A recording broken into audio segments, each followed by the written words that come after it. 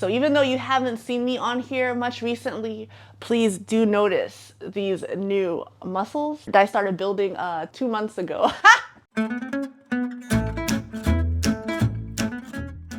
Hey guys, I'm Natasha and this is Mike, and on this channel we talk about all things minimalism and the impact it can have on one's life. We also talk about other random things, but let's just say mostly we talk about minimalism. So in today's video, I just wanted to give you some ideas for coping with stress that are related to minimalism. First idea, when things get crazy, try a 10-minute tidy up. That's kind of the first thing I end up doing whenever I feel a little stressed out.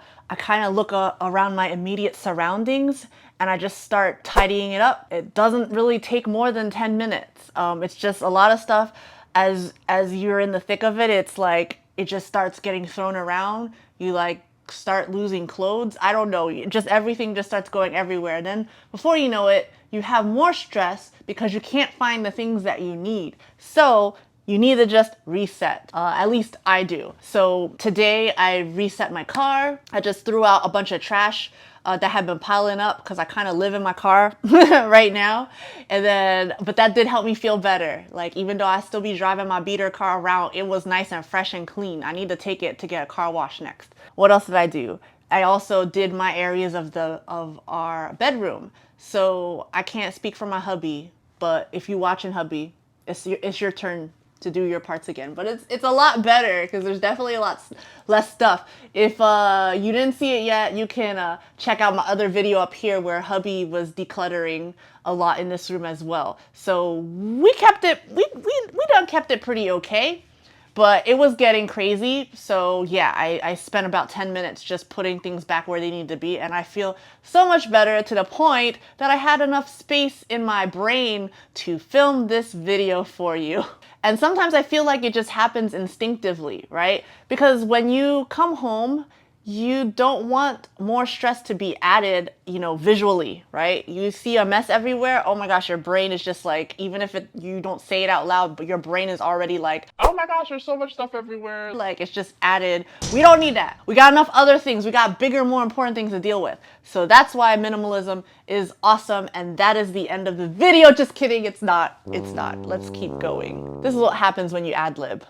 Yeah, so all that to say, you clear up the things that you can control, right? The things around me, I can control where my stuff is, right? Where I can put my trash in the trash can. We can't control what other people do around us, but we can control what we do and how we react to things.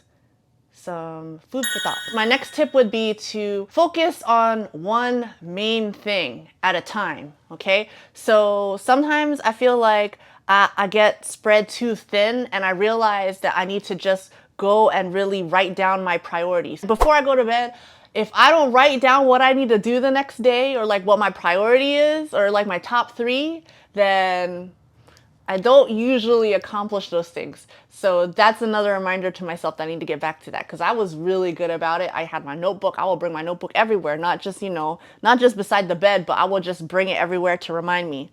And I think that's why I'm adding more stress to myself, because I'm trying to hold it all in my brain. And your brain can only hold so much at once. But if you write it down, it's like you're releasing it onto the paper. You let the paper take your burden of remembering everything, so that you could just look at it and be reminded of what you need to focus on. I need to get back to that. But if you have too many things on your list, you didn't minimize your list, then you're also setting yourself up for disaster. Another thing I would say after that is, don't forget to keep your values in the forefront of your mind all the time. Even when things get crazy, you need to make sure you have your whys. Not the letter Y, the whys. Not the W-I-S-E, the whys.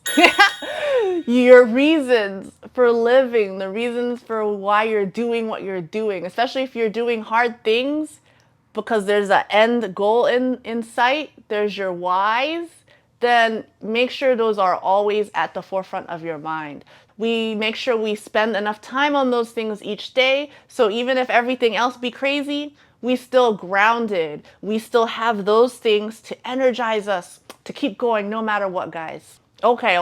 So what was my priority? What are my priorities? My relationship with God, my family, and my health are the main priorities. Because from those things, everything else kind of stems off. So I'm gonna do my best to make time for each of those things each day, even if it's not as much as I would like to. You know, for now, over time, especially with minimizing distractions in life, you will be able to have more time. Sometimes you know how it is. We be spending too much time on social media. We be spending too much time on the Netflix. We know there are time sucks. And part of the reasons we have those kinds of time sucks is because we're trying to cope with the stress that we be encountering in life, right? So we have to start with good habits and make sure we're grounded in those. If we're able to do that, then we won't feel the need to engage in so much time suck. Okay, that doesn't even sound right.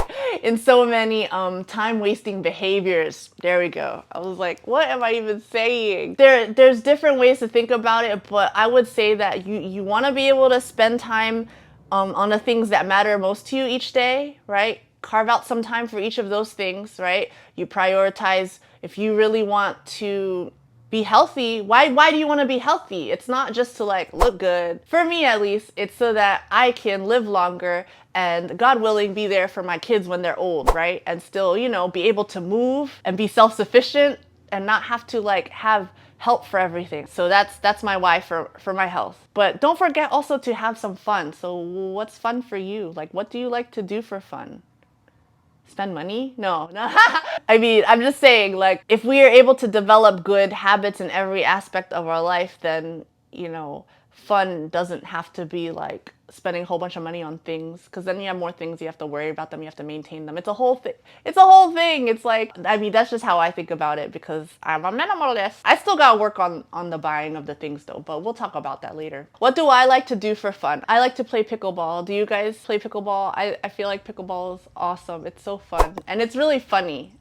Because you don't have to really be good, you know. Even if you're not that good, you can still get the ball over the net, and that's why I like it. And then I also love to make videos, even though I don't get to do it as much as I would want to. I just have to put in a schedule so that even when things get crazy, because I feel like things are always crazy, so you really have to just have things in the schedule so that even though things are crazy, you can still do all the things you want to do. Yeah? We go through hard times, but it doesn't mean we have to be serious all the time and like tense about it. It's all in our mindset, right? So loosen up and have fun and have an outlet. I'm not saying go indulge in vices and that's not the kind of fun I'm talking about. I'm just talking about like wholesome fun, things that energize your soul and also that help you to create that energy that you need to problem solve and to overcome any hard things that you might be going through. I feel like when I do put in the time to spend with my family, I put in the time for God, and I put in the time to take care of my health, then I have more brain space. I have more energy to problem solve. Just remember, Rome was not built in a day. so don't be too hard on yourself. Yeah, you gotta take yourself seriously, but don't take yourself too seriously. You're not gonna be able to make huge changes overnight. Just give yourself grace. I always have to remind myself this. A good rule of thumb, at least that's worked for me, is to try to get 1% better each day. Or in other words, just make little positive changes each day and, you know, little positive changes in your habits that over time will compound. And consistency is definitely key.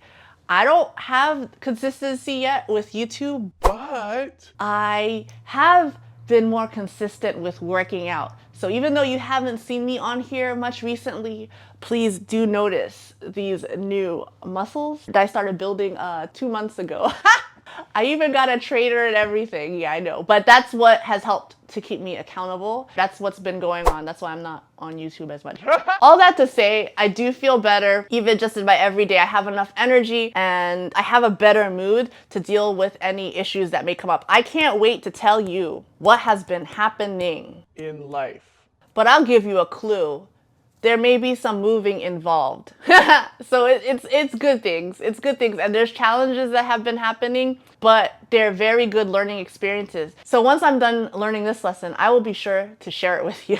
But yeah, just like these things that I've been able to do these last few months have helped me to deal with the stress. But you may also notice I do have more white hair. That's okay.